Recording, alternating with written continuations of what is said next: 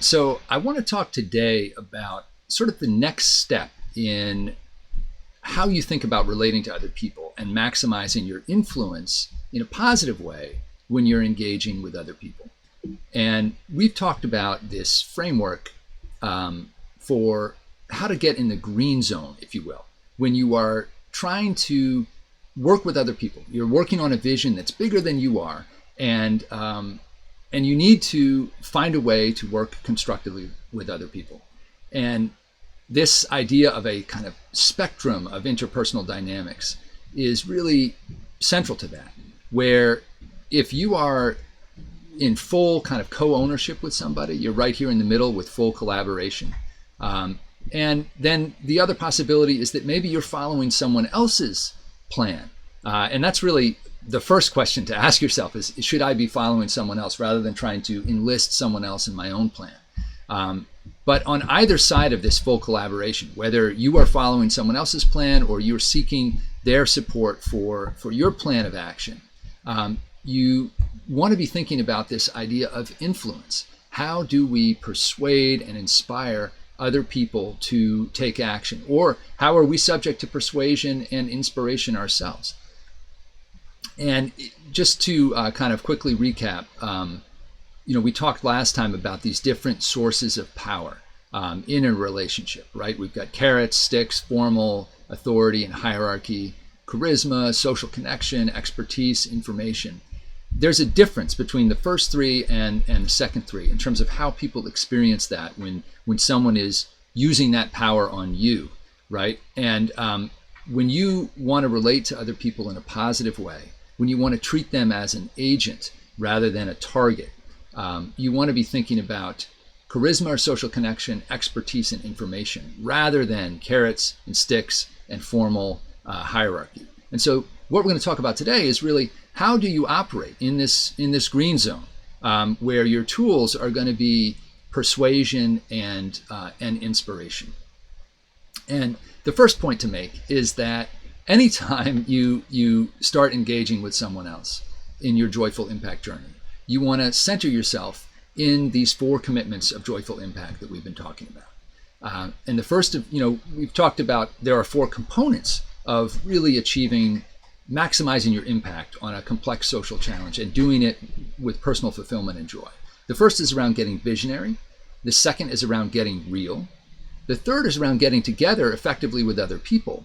And then the fourth is about getting better, because you have to step up your own game to do all of those 3 things. And so you can think about those 4 elements, and each of them has a personal commitment for you to make in connection with each of those elements. So when we talk about getting visionary, we're talking about having a commitment to visionary impact above your personal interests, putting the vision and the impact above your personal interests. That's the first commitment. The second is seeking and speaking the truth. And that relates to getting real, right? To seeing reality as it really is and being willing to be straight up with everyone, including yourself, about what the real story is while you're holding on to that vision as well. The third is about treating others with consideration and not contempt. And we're going to really focus on that one today as we talk about how we use the tools of persuasion and inspiration. And then the last piece, as we talked about, is really being committed to daily practices of personal development and growth. That's essential if you're going to live up to these other commitments. So really digging in on this third piece of treating others with consideration and not contempt, and using power in a relationship in a positive way. So using charisma, using inspiration, using information and expertise in a positive way to influence other people. The first place to start is to listen deeply before you leap, before you jump into trying to enlist someone else in your plan. You really want to begin by listening to what they think is important, what their ideas are, and what action they might believe needs to be taken. Do they even see the problem that you think needs to be solved? Or do they have a different thing in mind and a different course of action to solve that? And so in the course of listening to other people, you want to also be open to being influenced. So you're not simply listening in an instrumental way and sort of mentally running through all the ways that you can overcome that piece of opposition that they have. You want to genuinely open yourself up. And that's why, again, before you do this, you want to ground yourself sort of in that centered spirit where you are really open to the full possibility of how you're going to work together in this relationship. I know this stuff sounds very new age, but it really is just when you think about how to relate to other people and how you want other people to treat you. New age, or grounded in philosophies and religious traditions that are thousands of years old. I've really come to a place where I've recognized there are just some core truths about what works when it comes to human excellence and flourishing and how we connect with each other. And so that's what I'm trying to share with you. Hear it through whatever lens works for you and whatever language works for you. So again, you want to seek to understand other people's ideas. You want to be open to being actually influenced by those ideas and changing your own ideas in response.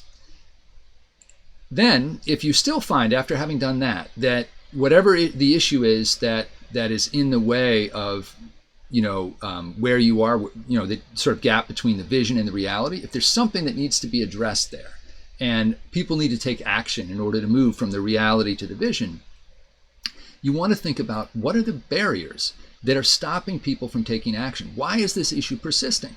Why aren't people already taking enough action to overcome whatever the issue is? Is it a lack of knowledge, a lack of skills, or a lack of mindset?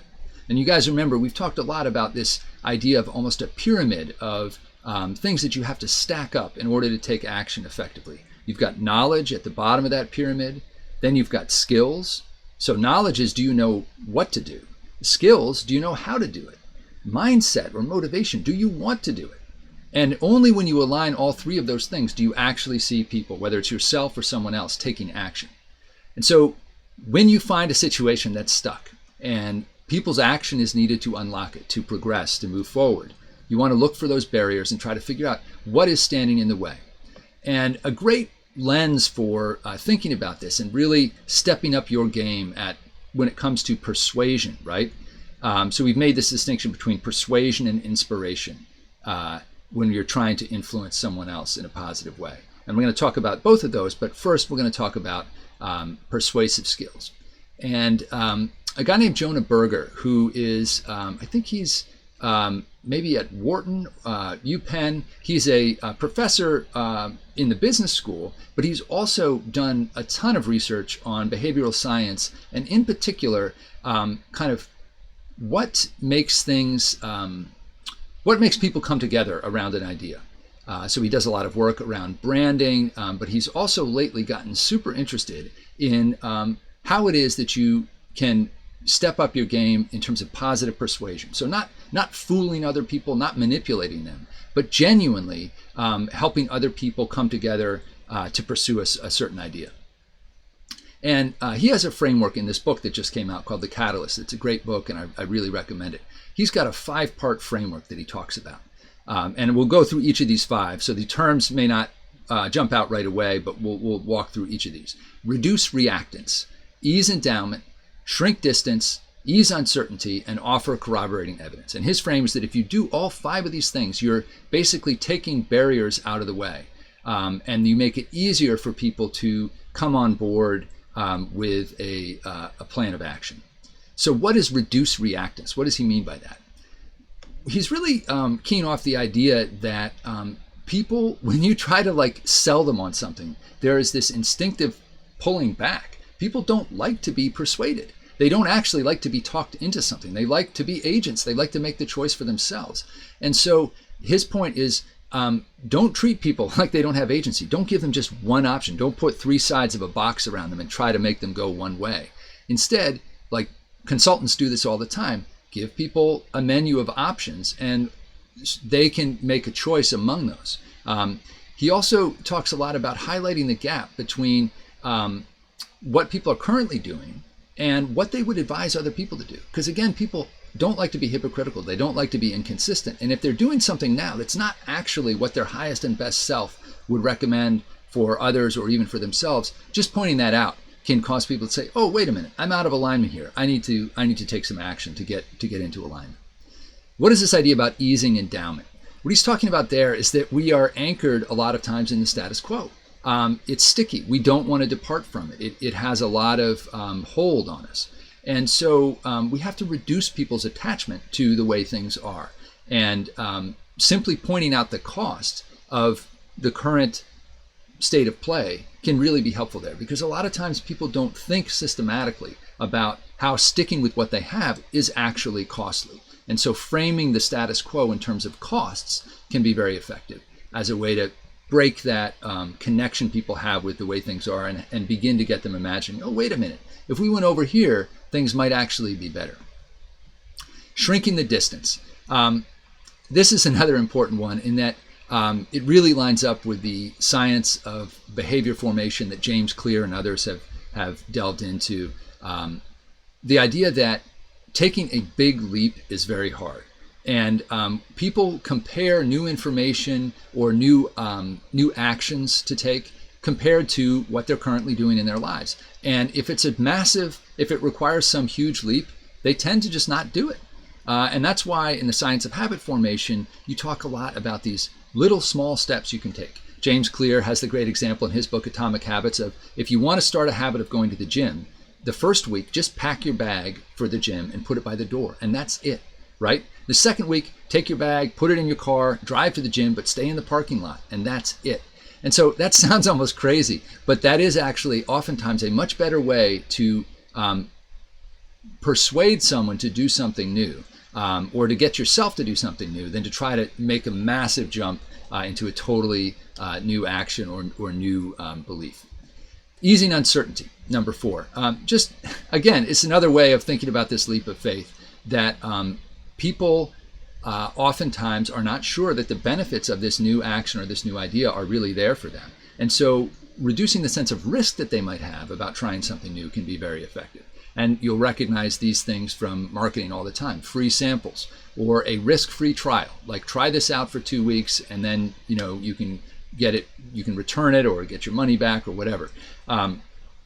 All ways to just make it easier for someone to try something new.